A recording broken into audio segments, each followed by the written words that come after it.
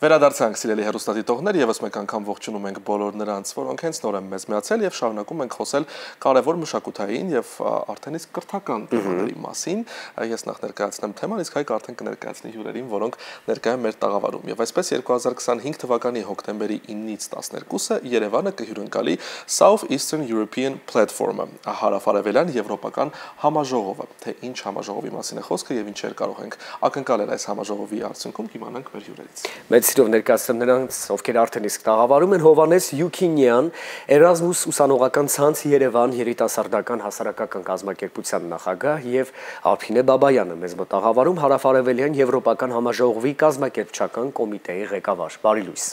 Բարի լույս։ Ինչպես ենք արտացել, օրը լավ եք սկսել։ Շատ ողջավորված, շատ հուզված, քանի որ առաջին օրն այսօր մեր միջոցառման, մեր մասնակիցները այսօր են ժամանելու մեզ մոտ։ Հաճելի է ձեզ տեսնել մեզ մոտ տաղավարում։ Ես առաջարկում եմ մինչ բուն միջոցառման մեկնարկին անցնելը շատ կարճ անդրադարձանենք եւ ներկայացնենք հեռուստադիտողին Էրազմուս ուսանողական ցանց Երևանի մասին, երբ է ստեղծվել եւ այդ ժամանակահատվածում ինչ օրս ինչ կարևոր նպատակներ են հասցրել դառնալ իրականություն համեցել։ Շատ շնորհակալ եմ իմ շատ սիրելի հանրային հեռուստաընկերությունում հյուրընկալելու համար։ Էրազմուս ուսանողական ցանցը հիմնական նպատակը ուսանողների ու միջազգային կրթության աջակցությունն է։ Մենք արդեն գործունեություն ենք ծավալում աշխարհի 40-ից ավելի երկրներում եւ ընդհանուր ծրագիրը գաղափարը գալիս է Էրազմուս ուսանողական փոխանակումներից, երևի լսած կլինեք այդ հայտնի ծրագրերը, երբ հնարավորություն է ստեղծվում, որ ուսանողները կարողանան 1 կիսամյա կրթություն ստանալ այլ երկրում եւ վերադառնալ իրենց երկրները, եւ նույն ձևով եվրոպացի ուսանողներն են գալիս Հայաստան սովորելու եւ մեր հիմնական նպատակն է աջակցել իրենց իրավունքները պաշտպանել, իրենց ինտեգրել մեր հասարակությունում եւ ծանոթացնել մեր մշակույթին։ Ու հենց սրան է միտված մեր ամբողջ գործունեությունը Հայաստանում, փորձում ենք տարբեր միջոցառումների միջոցով, տարբեր հասարակական ծրագրերի միջոցով փորձել նրանց ինտեգրել Հայաստանում, ինչու ոչ աջակցել միջազգային կրթությանը եւ արդեն Հայաստանից փոխանակումներին, որովհետեւ շատ ուսանողներ Հայաստանից այս շրջանում սովորում են եւ դիմում են այդ ծրագրերին, գնում են Եվրոպա եւ վերադառնում են հետ Հայաստան։ Մենք մինչ հարցազրույցը սկսել իհարկե խոսում էինք Էրազմուս ծրագրի մասին եւ եթե ժամանակը մեզ բավարարի ուղիղ եթերում իհարկե փորձենք նաեւ մի փոքր ավելի մանրամասն խոսել թե կառույցի թե ուսանողներին եւ այլ մասնագետներին առաջարկվող ծրագրի մասին, բայց հիմա փորձենք վերադառնալ այն համաժողովին, որը այսօր արդեն մեկնարկում է։ Արփինե, դուք կազմակերպիչ հանձնաժողովի նախագահ եք եւ ղեկավարում եք այս ամբողջ գործընթացը, հետաքրքիր է նախ իմանալ թե ինչ համաժողովի մասին է խոսքը, առհասարակ ինչ նպատակով է այն անցկացվում եւ ինչպես։ Շատ լավ, շատ շնորհակալ եմ հարցի համար։ Տեսեք, Էրազմուս ուսանողական ցանցը, քանի որ ինքը բավականին մեծ կառույց է իրանից ներկայացնում, բաժանված է 5 տարածաշրջանների եւ միևնույն ժամանակ 5 տարածաշրջաններում տեղի են ունենում տարածաշրջանային հարթակներ, որտեղ որ հավաքում են տվյալ տարածաշրջանի ISN կառույցների անդամները վերապատրաստման սեմինարների մասնակցելու նպատակով։ 5 հարթակներից մեկն էլ հենց հարավարևելյան եվրոպական համաժողովն է։ Այս տարի շուրջ 10 ISN կառույցներից, որոնք որ մեր տարածաշրջանի երկրներից են ժամանելու Հայաստան, ավելի քան 129 մասնակիցներ ժամանելու են այստեղ եւ տարբեր սեսիաների, սեմինարների են մասնակցելու Երևանի պետական համալսարանում եւ Հայաստանի պետական տնտեսագիտական համալսարանում, որոնք որ մեր համաժողովի հիմնական գլխավոր ակադեմիական գործընկերներն են։ Շուրջ 4 օր, այսինքն հոկտեմբերի 9-ից մինչև հոկտեմբերի 12-ը մասնակցելու են սեսիաների, հիմնականում սեմինարների թեմաները դրանք միտված են լինելու ինչպես ավելի արդյունավետ աջակցել միջազգային ուսանողներին մեր տեղական համայնքներում եւ ինչպես այնպես անել, որ մեր քաղաքները ավելի տեսանելի լինեն Էրազմուս քարտեզի վրա, իսկ հենց համաժողովի կազմակերպումը Երևանում ունի եւ գերագույն նպատակը համաժողովի կազմակերպման մեզ մոտ մեկն է Երևանը ավելի տեսանելի դարձնել միջազգային ուսանողների համար եւ համալսարանները, որոնք որ հյուրընկալում են համաժողովը, ավելի տեսանելի կրթական հաստատություններ դարձնել, որպեսզի ավելի շատ միջազգային ուսանողներ մեզ մոտ հյուրընկալենք։ Բավական ընդհանրական ներկայացրեցիք ընդհանուր գաղափարը, ինչի շուրջ դուք հավաքում եք տարբեր երկրներից ուսանողների, բայց հետաքրքիր է նախքան նախաձեռնության մեկնարկը ուսումնասիրվում են որոշ ոլորտներ, մասնագիտություններ եւ ուսումնասիրությունից հետո երբ պարզ է դառնում, որ տվյալ ոլորտը արժանի է առավել ուշադրության, այդ իսկ պատճառով տվյալ ոլորտի ներկայացուցիչներին են հրավիրում, որպեսզի մասնակցեն այս համաժողովին, թե կա շատ ավելի ուրիշ գաղափար այս ամենի մեջ։ Տեսեք, տարածաշրջանային միջոցառմանը մասնակցում են մեր տարածաշրջանի Erasmus անողական ցանցերի անդամները։ Յուրաքանչյուր համալսարան Եվրոպայում ունի իր Erasmus անողական ցանցը, որի հիմնական նպատակը աջակցելն է միջազգային ուսանողներին։ Հենց օրինակ Հունաստանի Erasmus անողական ցանցից, Կիպրոսի Erasmus անողական ցանցերից իրենց անդամները պատվիրակություններով ժամանելու են այստեղ ու հիմնական նպատակը նոր անդամներին զինելն է այն գիտելիքով, որը որ իրենց կօգնի այդ ինտեգրացիայի բոլոր գործընթացները ավելի հեշտ իրականացնել միջազգային ուսանողների համար։ Մենք նաև խոսում ենք մինչ հարցազրույցը սկսել է, թե ինչ բարդ աշխատանք է տարվել, որպեսզի այս համաժողովը առաջին անգամ անցկացվի Երևանում մեր տարածաշրջանում։ Կխնդրեմ նաև մեր հեռուստադիտողներին էլ պատմեք մի փոքր այդ մասին։ Բավականին երկար ժամանակ է, որ պատրաստվում ենք միջոցառմանը։ Անցած 2024 թվականի հոկտեմբերից պատրաստվում ենք, անցած տարի նույն հարթակը տեղի ունեցել Կիպրոսում եւ դեռևս այնտեղից որոշում ենք կայացրել, որ Երևանը պետք է 2025 թվականին հյուրընկալի ու առաջին գործը, որ եղել է, երբ վերադարձել ենք, կապ հաստատել հավանական գործընկերների հետ, որպեսզի հասկանանք ինչպես է հնարավոր դրա իրականացումը եւ մեր հիմնական գլխավոր գործընկերներից մեկն է կրթության, գիտության, մշակույթի եւ սպորտի նախարարությունը, ինչպես նաեւ Երևանի քաղաքապետարանը իրենց հետ միասին աջակցությամբ համաժողովը կազմակերպվելու է հոկտեմբերի 9-ից 12-ը։ Ես հիշում եմ, թե ինչ ողջավորվածությամբ Արփինեն Կիպրոսից զանգեց ինձ, հովո մենք պետքա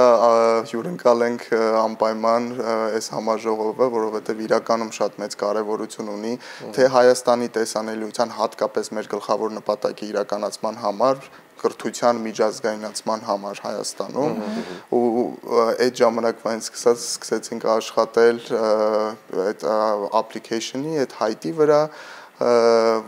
որը արդեն հետագայում դիմեցինք եւ Երևանը հաղթեց որպես հյուրընկալող քաղաք։ Հետաքրքիր է գործունեության ընթացքում, երբ մեր հայ ուսանողները գնացել են փորձի փոխանակումներ, վերապատրաստումներ եւ այդ ժամանակահատվածից հետո, երբ վերադարձել են արդեն հայրենիք, ունեցել եք մասնակիցներ, ովքեր համալրել են ձեր շարքերը եւ դարձել են ձեր հասարակական կազմակերպության ակտիվիստներից մեկը, աջակիցներից մեկը ու ձեր թիմակից ամենակարևորը գաղափարական իմաստով։ Ես ինքս Erasmus ծրագրի միջոցով սովորել եմ Պորտուգալիայում եւ վերադառնալուց հետո առաջին քայլը որ եղավ միանալ Erasmus ուսանողական ցանցին, քանի որ այն տպավորությունները, որ ես ունեի Պորտուգալիայում, ես ցանկանում եի, որ շարունակվեր նաև Հայաստանում, ու ինձ նման շատ այլ ուսանողներ, հայ ուսանողներ վերադառնալուց հետո միանում են մեզ եւ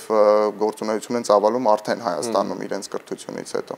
Այսպես ասեմ, Erasmus անողական ցանցը ինչ որ չափով նաև շրջանավարտների ցանցան, բոլոր նրանց համար, ովքեր որ արդեն իսկ դրսում մեկ կիսամյակով սովորել են ու վերադառնում են Հայաստան, խրախուսելի է, որ իրենք նույնպես պարտադիր անպայման միանան մեզ, երբ որ վերադառնում են։ Երբ վերադառնում են։ Այո։ Ես ցանկանայի մի փոքր ավելի լիարժեք պատասխանել այն հետեւյալ հարցից, որ մասնագիտական որ ոլորտներն են առավել ակտիվորեն գործում այս նախաձեռնության ընթացքում։ Թեմաները, որ համաժողովի ժամանակ քննարկվելու են, դրանք կրթության միջազգայնացումն է եւ կրթության հետ կապված բոլոր թեմաները։ Հիմնականում կրթության միջազգայնացում տարածաշրջանի, ESN կառույցների օգնությամբ իրենց քաղաքներում, երկրներում։ Բայց այստեղ նաև կարևոր է իհարկե նշել, ինչպես հարցազրույցի սկզբում ասացինք, որ առհասարակ Erasmus-ը որպես այդպեսին որպես ծրագիր իհարկե մի շարք հնարավորություններ է առաջարկում թե ուսանողներին, թե այլ մարդկանց, որոնք փորձում են կամ ցանկություն ունեն կամավորական աշխատանք կատարելու տարատեսակ եվրոպական երկրներում եւ կառույցներում կամ սովորելու ժամանակին, երբ ես ավագ դպրոցում էի սովորում, ես եւս փոխանակման ծրագրի շրջանավարտ եմ, մեկ այլ ծրագրի իհարկե, բայց այս առումով կարծում եմ մենք շատ լավ հասկանում ենք, թե ինչ է տալիս փոխանակման ծրագիրը առհասարակ շրջանավարտներին, բայց նաև կարծում եմ մեր հեռուստադիտողներին կհետաքրքրի ձեր փորձը եւ ձեր շրջանավարտների փորձը առհասարակ երբ որևէ մեկը մեկնում է արտերկիր փոխանակման ծրագրով սովորելու, ինչ է տալիս սա նրանց, իհարկե բացի այն կրթությունից կամ գիտելիքից, որ այնտեղ ձեռք են բերում։ Փոխանակման ծրագրերը իրականում ավելի շատ կարևոր են աշխարհայացքի ընդլայնման համար, ինչը որ ես զգացի հենց իմ օրինակով, բացի նրանից, որ եվրոպական համալսարաններում կրթություն է ստանում շատ բարձր մակարդակի, դու նաև հնարավորություն ես ունենում